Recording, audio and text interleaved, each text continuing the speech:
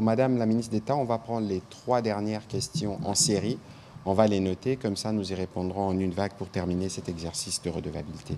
Allez-y, Monsieur John Kanyunyu. Merci, Monsieur le porte-parole du gouvernement, Patrick Mouyaya, pour la parole. Et mes petites 2 questions s'adressent à Madame la ministre. Madame, vous avez parlé de l'enseignement en ligne. Déjà à Kinshasa, il s'est posé un problème d'accès à Internet au début. Ne pensez-vous pas que les élèves se trouvant dans des zones sous contrôle rebelle seront pénalisés? Et pourquoi ne pas laisser en place le système standard pour le bien-être de nos enfants, surtout que les enseignants dans ces zones-là sont pris en charge par le gouvernement? La dernière préoccupation majeure aussi, si par malheur, Madame la ministre, les examens d'État avaient lieu avant l'ouverture du couloir humanitaire pour acheminer les items dans des zones sous contrôle rebelle, y aura-t-il un rattrapage pour les élèves finalistes du secondaire se trouvant dans des zones sous contrôle rebelle? Merci. Mais vous allez trop loin. C'est quand les épreuves des examens d'État? Non, les items, comment ils seront acheminés? Les épreuves, c'est quand? Oh bon, je dis par malheur. J'étais clair, Monsieur le ministre, par malheur. Il ne faut pas nous souhaiter ces malheurs. Par malheur. Madame Fallon, allez-y avec vos questions. Merci, Monsieur le ministre, pour la parole. Ma question s'adresse à la ministre de l'EPST. Des écoles bombardées. EPST ou Éducation et Nouvelle Citoyenneté? Voilà, c'est ça. Des écoles bombardées, détruites, d'autres transformées en cimetières et en bases militaires. Plus loin encore, le M23 recrute les enseignants et les écoliers dans l'armée. Est-ce qu'on peut s'attendre à une année blanche à Goma et Bukavu?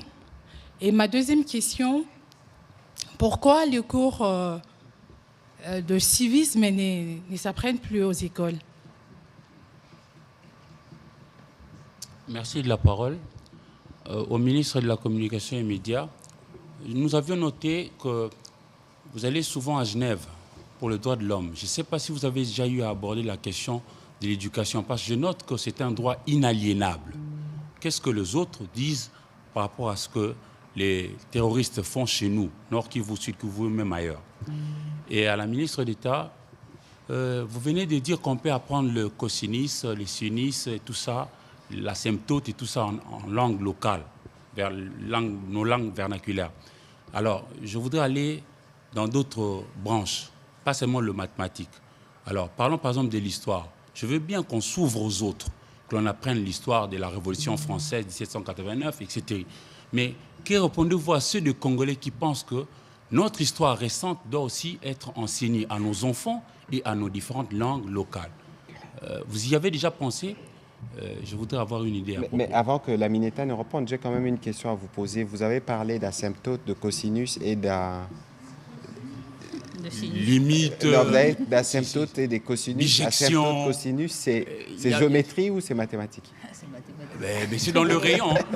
C'est dans les rayons. C'est dans les rayons. C'est pas loin. Alors, merci beaucoup. Merci beaucoup pour la question. Alors, je n'ai pas parlé d'enseignement en ligne. J'ai parlé d'enseignement à distance. Et l'enseignement à distance tient justement compte de l'ensemble des dispositifs, c'est-à-dire l'envoi de cours par correspondance, c'est-à-dire on vous envoie, enfin correspondance c'est peut-être un grand terme, mais je veux dire on envoie les items avec les devoirs et les leçons aux enfants. Ça veut dire utilisation de la radio, ça veut dire utilisation de la télévision, ça veut dire enseignement en ligne quand c'est possible. Donc nous, quand on pense à l'enseignement à distance, c'est justement toute la panoplie de technologies et de moyens qui permettent de faire l'enseignement ailleurs qu'à l'école.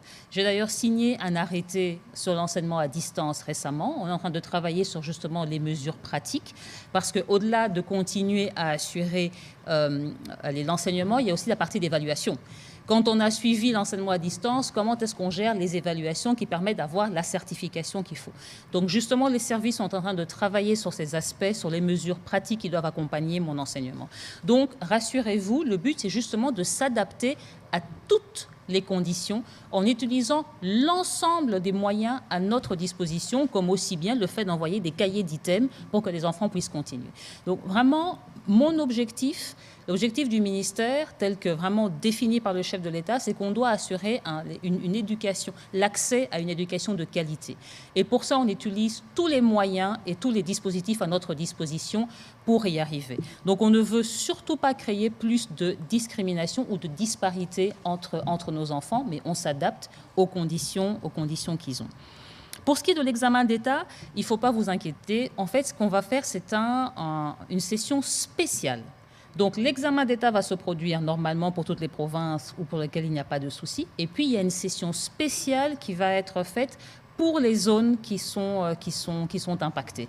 Alors, évidemment, comme vient si bien de le dire le ministre, le plus vite ça s'arrête, le mieux c'est. Et on est en train de travailler pour que ce soit le cas. Mais dans tous les cas, même en s'arrêtant maintenant, une session spéciale est nécessaire parce que de toute façon, ils n'ont pas suivi le même parcours que les autres provinces. Je rappelle que vraiment, ce sont nos élèves, ce sont nos enfants, ce sont nos enseignants et nous les traitons et nous avons vraiment une conscience, c'est vrai ici, particulière avec eux parce qu'il y a une situation de guerre, mais nous tenons et nous allons faire tout ce que nous pouvons pour qu'ils aient le moins d'impact possible de cette guerre injuste. Et ça, moi, j'y travaille et j'y travaillerai avec l'ensemble de mes équipes. Donc, non, pas d'année blanche, puisque nous allons mettre en place l'ensemble des dispositifs possibles pour que les choses puissent continuer. Comme je disais, évidemment, ils n'ont pas été à l'école. Donc l'idée, c'est de voir comment est-ce qu'on retravaille sur les programmes pour se centrer sur les aspects essentiels du programme qui puissent les avoir et passer la certification. Nous n'allons pas sur l'année blanche parce que l'année blanche n'est pas du tout une option vu l'ensemble des options et des possibilités que nous avons. Donc nous allons continuer à travailler pour qu'il se passe une année. Évidemment, ce n'est pas une année normale, mais c'est une année qui va s'adapter. Alors, c'est ici aussi, pour moi, l'occasion de rappeler, j'en ai parlé encore au ministre Mouyaya, nous avons eu l'occasion de tester, lors d'un projet précédent, un tuteur virtuel qui emploie l'intelligence artificielle, ce qui me permet d'en parler ici, parce que lorsque nous avons utilisé ce tuteur, on a vu qu'en utilisant pendant 6 mois ce logiciel, les enfants pouvaient gagner 2 ans de retard d'apprentissage. Ça veut dire que nous vivons en fait dans la meilleure période de l'histoire de l'humanité. C'est-à-dire que nous avons accès à des technologies qui ne nous limitent plus par rapport à ce que nous avions avant. Donc, dès qu'on est en train de travailler sur ça, on le met en place et on va les utiliser. Et je vous assure que nos enfants vont récupérer les retards qu'ils ont. Et ce qui sera en termes d'apprentissage, j'ai envie de dire, c'est encore facile. Mon souci véritablement, c'est plutôt l'impact psychosocial qu'il va y avoir sur ces enfants sur lesquels on doit travailler. Sur les apprentissages, ça, on a les technologies qu'il faut. Mais il faut travailler sur l'impact, parce qu'il faut savoir que les enfants de maintenant sont les adultes de demain. Et si maintenant, ce qu'on a, c'est perturber ces enfants, on aura des adultes perturbés et donc une société plus difficile. C'est vraiment l'aspect psychosocial sur lequel il nous faut absolument travailler avec tous les experts en cette matière, parce que pour ce qui est des apprentissages, ça, nous avons les technologies nécessaires pour pouvoir éviter ces périodes d'année blanche, meilleure période de l'année, de l'histoire de l'humanité. Pour le cours de civisme, justement, dans le cadre de la nouvelle citoyenneté, on est en train de les mettre à jour. Ils existent, ils sont toujours là, mais on est en train, avec la direction qui est chargée, de mettre à jour le cours de civisme dans l'esprit de cette nouvelle citoyenneté. Donc, je puis vous assurer que nous sommes en train de travailler pour cela. Pour les cours d'histoire, aussi, on y travaille maintenant. En fait, ce travail avait déjà commencé. Il y avait déjà eu une évaluation des programmes d'histoire du primaire. On avait bien vu à quel point ils étaient plus adaptés à la réalité aujourd'hui. On a développé notamment avec les historiens de l'université de Kinshasa une plateforme Bokundoli sur justement l'apprentissage de l'histoire, c'est-à-dire de notre histoire, et raconter selon notre point de vue à nous. Et maintenant, en fait, j'ai mis en place, lancé les équipes pour que ce soit intégré dans le cours d'histoire officiel. Donc, on est sur cette lancée. On travaille avec l'enseignement supérieur universitaire, notamment les historiens de de l'université de Kinshasa notamment, que pour mettre à jour nos cours d'histoire, pour qu'ils soient plus adaptés à notre réalité, qui intègrent notre histoire récente. Mais comme je le disais aussi au ministre Mouyaya en préparation, il faut savoir qu'il y a toujours un temps entre le temps scientifique et le temps scolaire. On a besoin que les concepts de notre histoire en fait soient bien maîtrisés pour qu'ils puissent être traduits en des savoirs qui doivent aller au niveau de l'école. Donc il y a toujours un décalage qui fait qu'on ne peut pas aller aussi vite que l'histoire est en train de se dérouler. Mais je puis vous rassurer que les cours d'histoire sont en cours de révision pour intégrer des aspects nouveaux comme le Génocauste, comme la guerre que nous vivons ici depuis 30 ans. C'est important qu'on la comprenne, qu'on l'étudie, pour qu'elle ne se reproduise, quoi. Et ça, le cours d'histoire est important pour ça. Et encore tant mieux quand ce sera dans les langues nationales. Et donc, madame, en enseignant l'histoire, ça veut dire que nous préparons nos enfants à développer une attitude par rapport au comportement inutilement belliqueux du Rwanda. En tout cas, notre objectif, c'est d'en faire des citoyens meilleurs que ce que nous avons été nous-mêmes. Et pour ça, il faut absolument connaître son histoire et ne pas retomber dans les pièges qui sont posés par les voisins, par le Rwanda. Il ne faut pas retomber dans les pièges de division, mais pour ça, il faut connaître son histoire. Pas de pièges de division, pas des pièges non plus, des discriminations, parce que c'est aussi l'intention du Rwanda de s'aimer un esprit de division dans les Congolais, en stigmatisant de communautés, et nous sommes bien debout contre cela, et cela est bien enseigné à l'école. D'abord nos langues nationales, mais aussi la nécessité pour nous de nous tolérer dans ce que nous sommes. Madame la ministre d'État, nous arrivons au terme de cet exercice. Évidemment, sur votre secteur, il y a beaucoup à dire. Ce soir, on a voulu nous focaliser sur les conséquences de la guerre dans la partie Est, avec les récents événements de Goma et de Bukavu.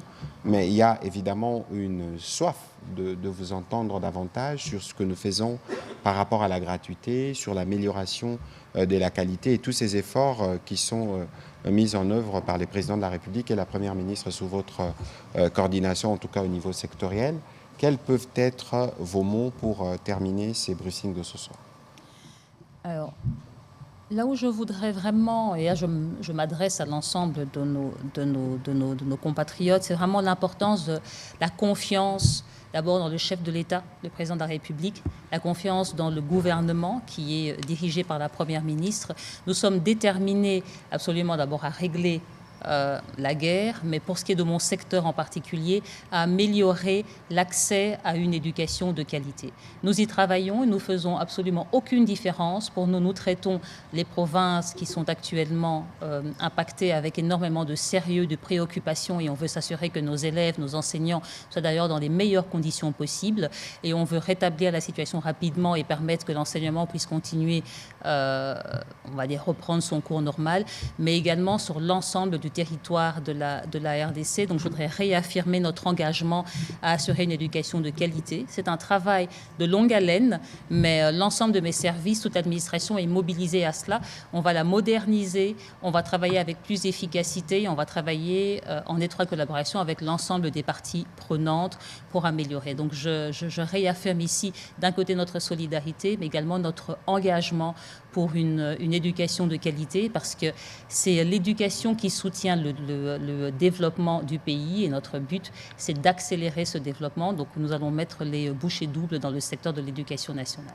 Voilà, merci beaucoup Madame la ministre d'État. Il n'y a pas meilleure conclusion que celle de témoigner notre solidarité à nos populations du Nord Kivu et du Sud Kivu, de l'Ituri aussi, mais c'est aussi de dire que les terroristes ne pourront jamais mettre à mal notre détermination à nous assurer que nos enfants continuent d'être formés, continuent l'apprentissage et continuent à se préparer pour l'avenir qui dépend de la qualité de l'éducation qu'on leur donne, et que autant nous sommes debout dans le cadre de la campagne Congolais Téléma pour la préservation de l'intégrité territoriale, autant nous le resterons debout pour la préservation de l'éducation et de l'apprentissage de nos enfants. C'est en cela que nous serons prêts pour l'avenir. Voilà, on termine cet exercice de redevabilité ici. On vous recommande, ceux qui nous suivent à la maison, mais aussi vous tous, professionnels de médias, de rester debout et mobilisés, et surtout vigilants au regard de tous les poisons rwandais, donc tous ces mensonges et fake news qui sont constamment distillés sur les réseaux sociaux pour que vous puissiez en être les antipoisons. Et pour ce qui nous concerne, nous reviendrons en temps voulu pour vous apporter les informations officielles. Merci et bonne soirée chez vous.